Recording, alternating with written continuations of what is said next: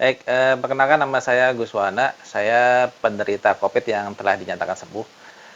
Sebelum saya dideteksi menderita COVID ya, saya mengalami sesak napas yang hebat ya. Pada waktu itu pada hari Senin, sehingga saya tidak bisa seperti tidak bisa bernapas. Lalu malam harinya saya sempat menghubungi Ustadz Rahmat ya, Ustadz Rahmat yang saya kenal sebagai terapis topung. Lalu beliau topung pada saat itu yang kondisi saya memang sudah agak sulit sekali untuk bernapas. Ya. Setelah ditopung sekitar 1 jam setengah ya kurang lebih, alhamdulillah kondisi sudah membaik ya, dalam artian napas saya kembali terasa lega ya, napas kembali terasa lega, dan esok harinya saya kembali bekerja seperti biasa. Namun pas hari Rabu ya, pas di hari Rabu saya kembali mengecekkan diri ya, mengecekkan diri ke rumah sakit dengan kondisi sesak yang sudah tidak terlalu ini ya, sudah tidak terlalu hebat seperti yang hari Senin sebelum ditopung. Karena tapi ada gejala lain kayak batuk dan seperti gejala-gejala umum penderita COVID.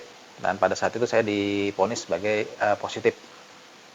Singkat cerita, saya dirawat di sana sebanyak 20 hari di rumah sakit dan isolasi mandiri selama 7 hari.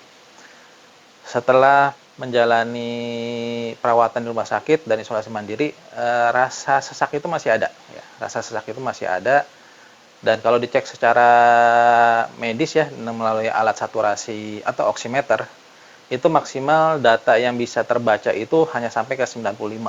Jadi angka 95 itu sebagai angka normal tapi minimal ya. Minimal kondisi oksigen yang dalam tubuh dikarenakan sesak ya, sesak napas yang akibat COVID. Lalu saya hubungi Ustadz Rahmat untuk melanjutkan kembali terapi topung yang pernah saya jalani sebelum saya diponis positif COVID. Karena saya rasakan sekali ketika awal-awal sebelum saya tahu bahwa saya positif COVID, itu saya merasakan sesak yang sangat hebat sekali. Karena saya agak sulit ketika jalan sebentar saja udah terasa sesak. Lalu di topung pas hari Senin itu alhamdulillah agak mendingan, napasnya lebih lega, dan setelah menjalani perawatan, saat perawatan juga saturasi saya maksimal setelah keluar itu masih di angka 95, dan isolasi mandiri 7 hari pun juga maksimal saturasi saya itu hanya di sampai 95. Lalu pas setelah selesai isolasi mandiri selama 7 hari, saya mau hubungi Ustadz Rahmat untuk mengadakan terapi lanjutan.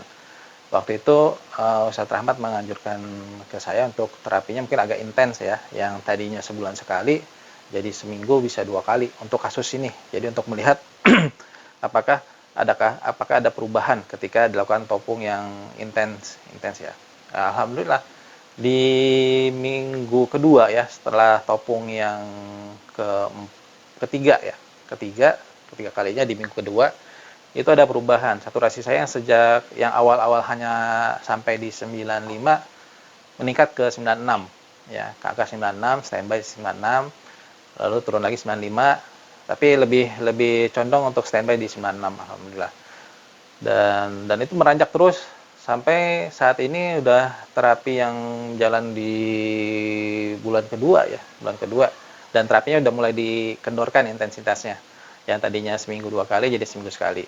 Dan rencana kalau misalnya memang sudah lebih baik, sudah maksimal ya kondisi saturasi saya, mungkin cukup sebulan sekali saja seperti itu. Baik, untuk rekan-rekan ya yang mungkin mendengarkan video ini, saya lebih menyarankan apabila mengalami gejala yang sama seperti yang saya rasakan, seperti gejala sesak atau gejala lainnya, saya lebih menyarankan untuk melakukan topung atau totok punggung ya. Karena itu terbukti untuk saya pribadi itu mengalami perubahan yang cukup signifikan.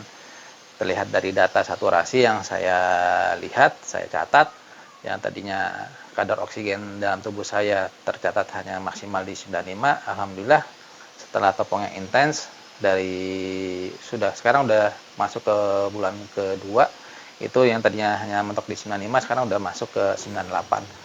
Itu udah kondisi yang maksimal, yang optimal istilahnya kondisinya seperti itu.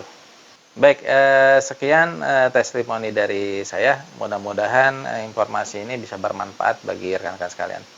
Terima kasih.